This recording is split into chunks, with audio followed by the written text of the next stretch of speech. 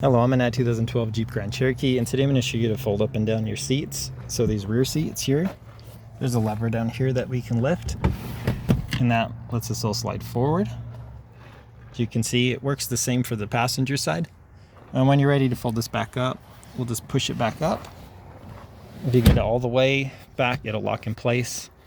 And then you can just push this headrest back up and it'll lock in place. So now we're all nice and secure. Now we'll check the front.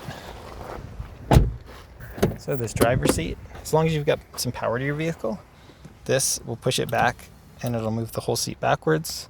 This will move the whole seat forward.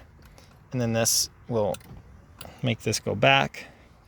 And then this will make it lean forward. And I'll show you the passenger side as well.